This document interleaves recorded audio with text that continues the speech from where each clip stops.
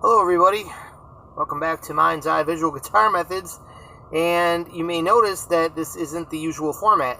No graph paper method in front of us, unfortunately, just me sitting here in the guitar in some kind of weird place with a piece of plastic there, which is a steering wheel. I'm sitting in the driver's seat of a van, because I had to take this job just to make some extra money here, which I don't know if is going very well. You can see all that on channel I have called Healthy Van Expediting if you want to check out my latest endeavors and what's been going on, good and bad, with that decision. Been some fun here. I guess it's not been too bad, but we're in a van. We have I'm way thousands of miles from home right now. I'm in Davenport, Iowa, and I live in Rochester, New York. So hopefully the noise isn't bothering you. I've got some incoming texts happening. So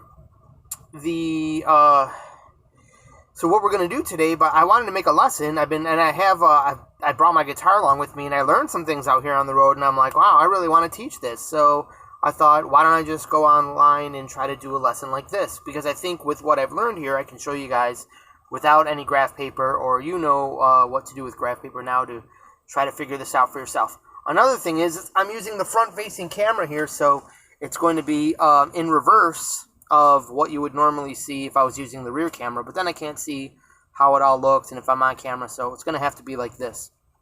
Sorry for the confusion, but what we were going to go over today is what I think I'm going to title the video, Outside Chords and Soloing Over the Changes, and soloing with chord tones, which is, I believe, the very next step for me. It's going to be my next few videos are going to be what I'm learning now about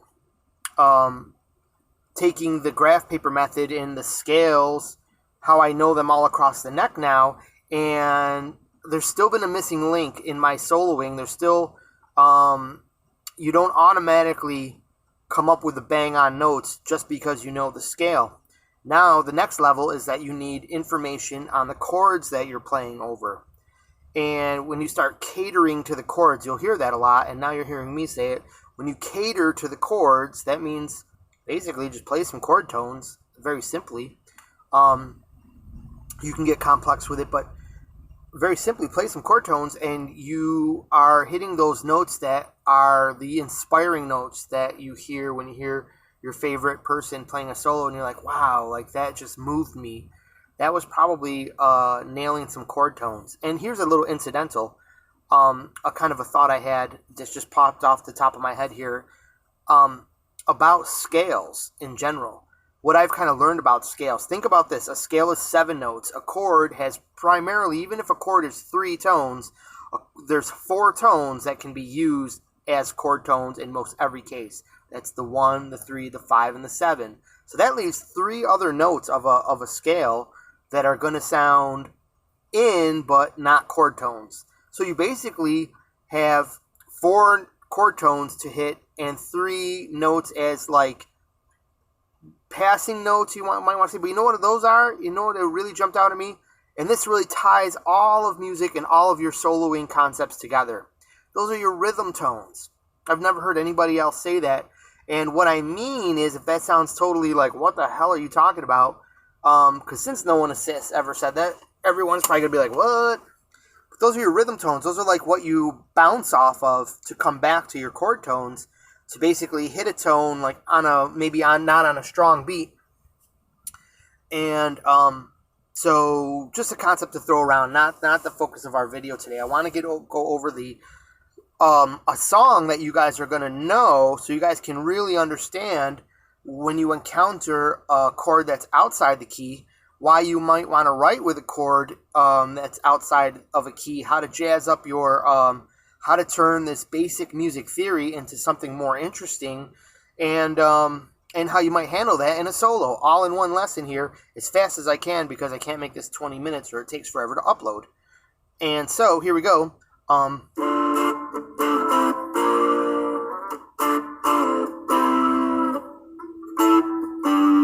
That's Sultans of Swing, right? You've heard that song before. I'm sure you all have. Sultans of Swing, a song that I normally would like change the channel on for the last 20 years simply because rock radio's overplayed that song so much. But there's a reason that they've played that song, because it has interest, and it's the most simplest deceptive little tool that causes the interest that most, basic music theory people, most musicians, just like, it goes way over their head and they just don't understand what's going on. And it's the simplest thing. And now that I've learned the song, I've learned some things about it, and I see what's going on. I think you will too today after you see this lesson. So, as quick as we can here, the chords for it are D minor, C major, B major. Then we have an F and a C, all inside of a key. What key is that? Well, if I'm playing a D minor chord, and then I have a C major right next to it, and then a B major right next to it, there's only one place in the scale where two major chords will fall a half step apart, and then another step up, a whole step. There's only two places in a scale where two major chords will reside a whole step apart, and then for another whole step, there's a minor chord. That's clearly the 4, the 5, and the 6. And the song starting on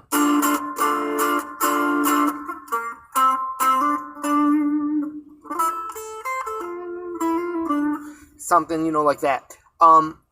Clearly, just telling you right off the bat, and as soon as that beat hits and the chord comes in, you're instantly on a D minor. You know it's D minor, and then they get to the other chords, and you probably don't realize but they have outlined clearly D Aeolian. So the 6 of F major, and that's one of the chords in the song. The band is blowing Dixie, double 4 time. You feel alright when you hear the music play. So, when it goes to the, I don't know if that's a bridge or a reprieve or whatever you would call that, the F and the C are in there, and those are still in the chords. The C is, we had just played the C. So, they're basically 1, 4, 5, 6 are the main chords. But then there's this one other chord in the song that doesn't make any sense.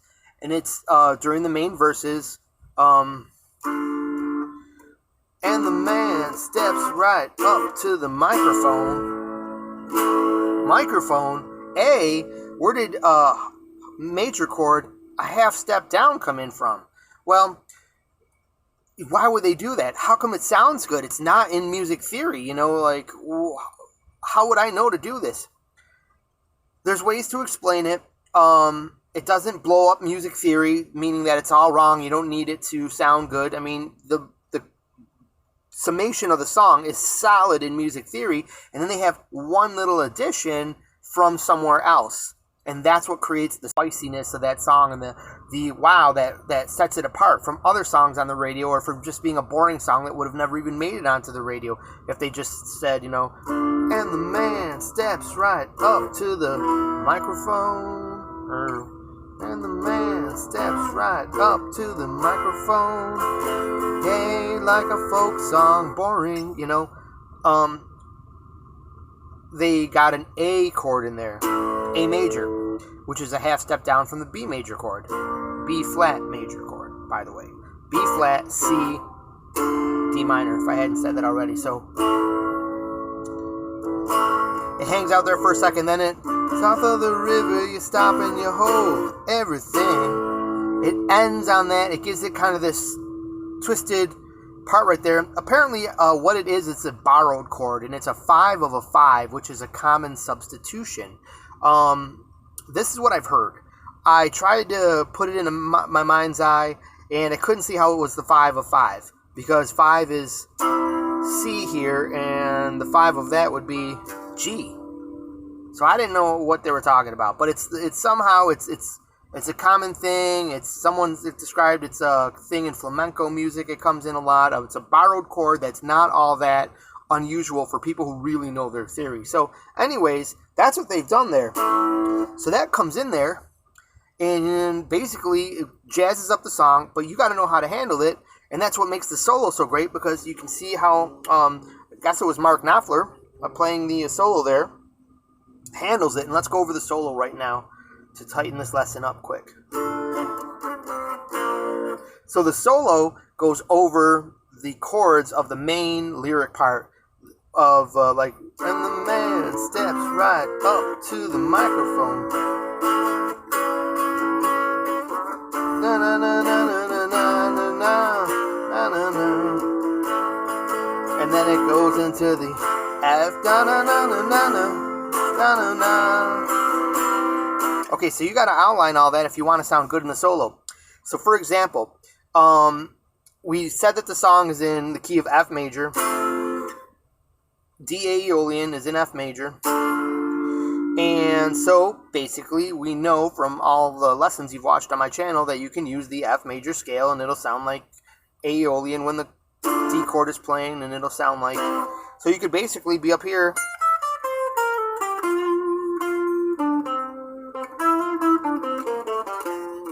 you could be playing all those notes during the solo, and most of the solo is on those notes. However, if you just play those notes as soon as the A chord shows up, it's not going to sound good.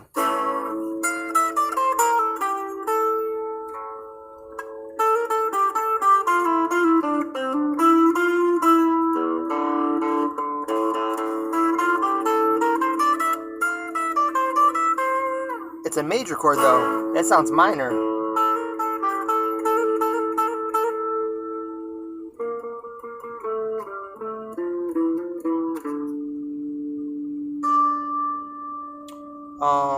Yeah, so anyways,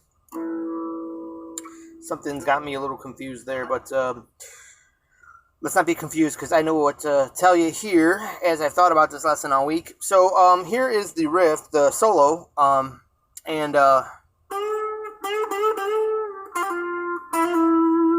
just that first part. This is, he's playing it over that chord. He's stretching up to this note.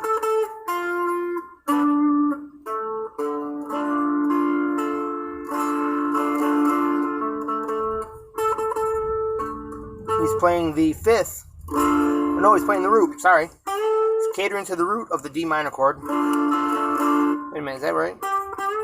That's a D to E.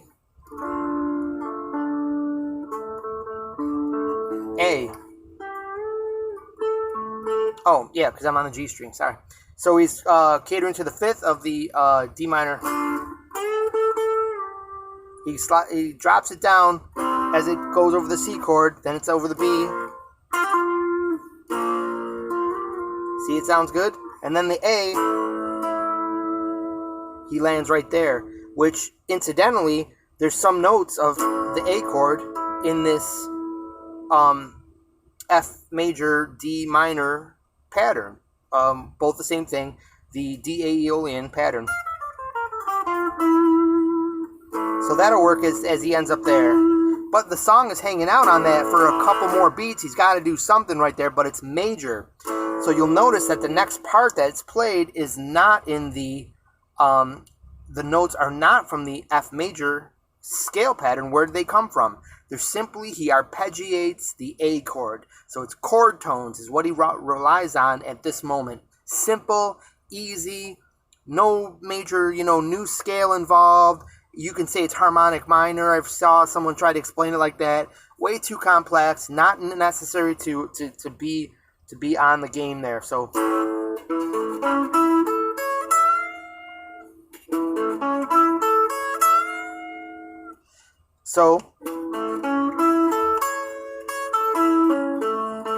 that's the C shape from Caged. Starting on the A note, that is A Caged.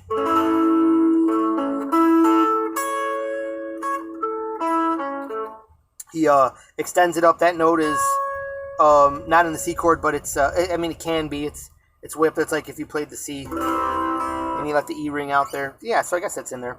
But then he goes up to, which is still in the it's an E, A, C, E, so that's still in the chord, but he bends it up a half step because it's going right back to that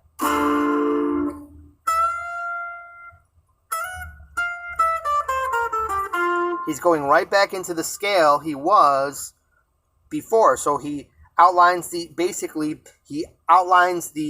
hits the chord tones of the chord he's on, but brings that sound back into where he's going. So he ends up walking into the scale he needs to be in.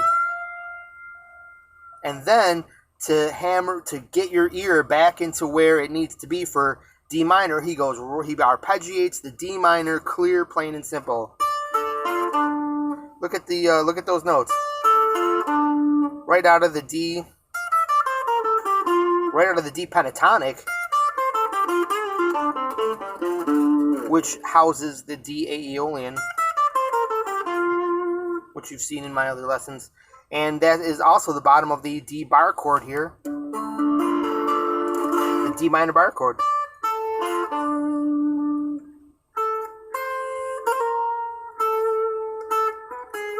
Now, when he does, so after he does that, it's still right there doing the same thing again for a second time. It does that twice, then does the C to F or F to C thing. So after he nails the over the this, he's got the not too bad.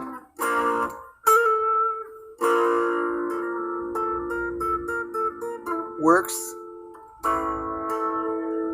Definitely works, because that's one of the chord tones from that C A.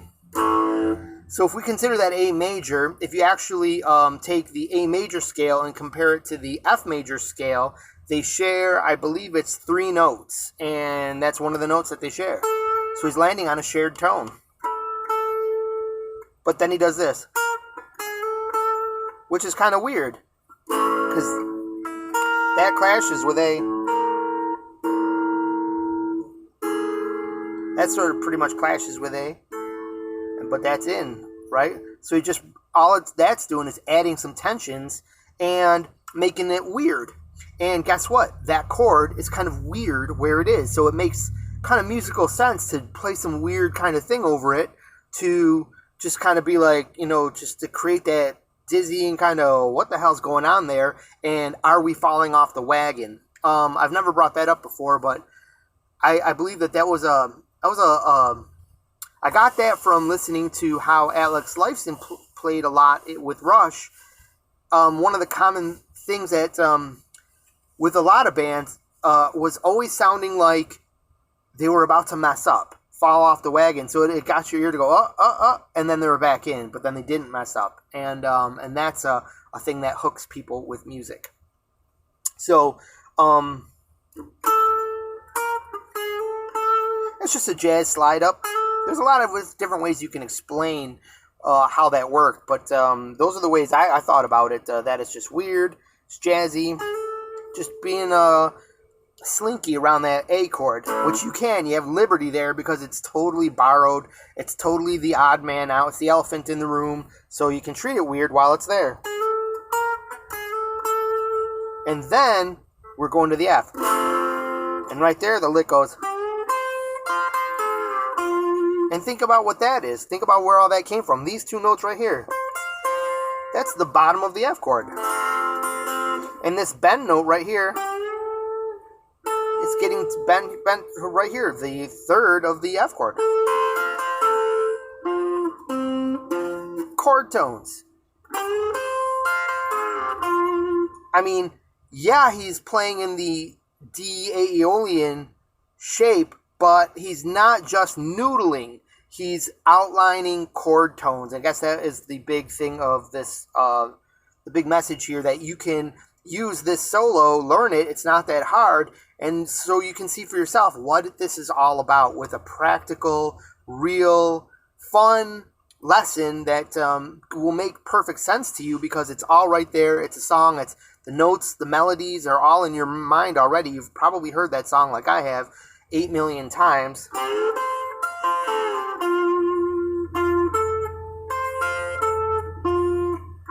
Even the note he ends on is outlining that F chord, which needs to happen because, 2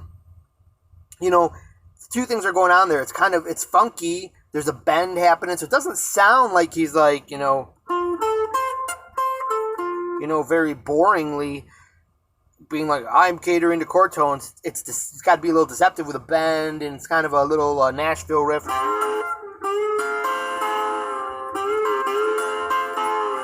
Riff there, but it outlines the chord tones while having some fun. Perfect.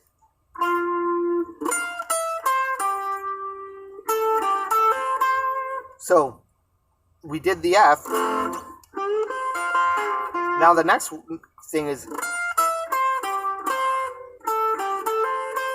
how did that work? Starts on the F, but he instantly outlines C. He's outlining the chords, because those are the notes that are going to sound like his solos, not just noodling, making some sense. Because anybody can play, those are all notes in the D Aeolian shape. Anybody can play around with D Aeolian, but only someone that really understands the music is going to be playing notes that are going, hey, this is the chord playing. Hey, this is the chord that's playing now. This was the one that was playing. This is the one that is playing. And also joining them by a half stepper, or using, stepping out of that chord into the next chord. So he steps out from the F to the C with that half step right there. And that's all from the C caged.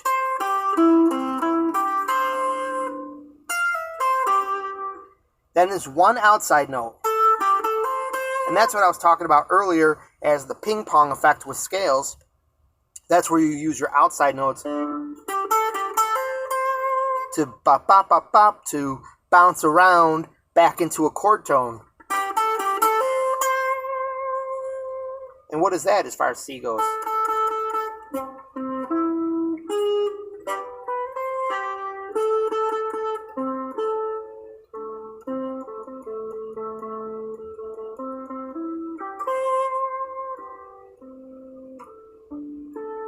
That's the 6th. So 6 always sounds good. Gotta roll down a window here. I had a heater going in the back to keep warm today, and it is now roasting the shit out of me. Sorry. Excuse my language on there. Ruining my lesson. These profanities. Okay.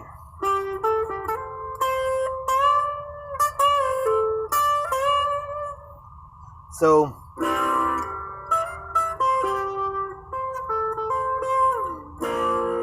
he goes into that B.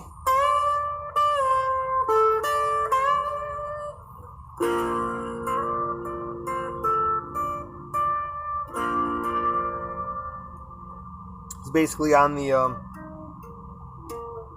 4.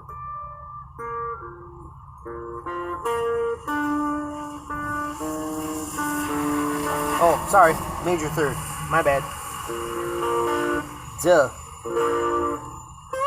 Major 3rd of the B. Then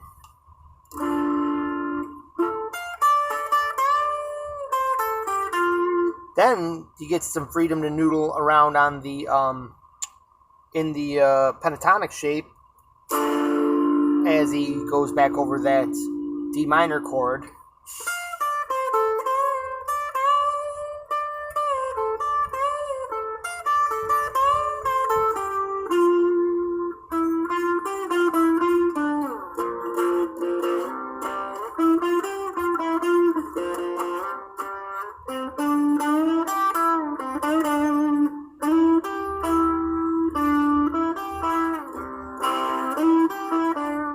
That little bend there is in the C major chord that's happening back to the D,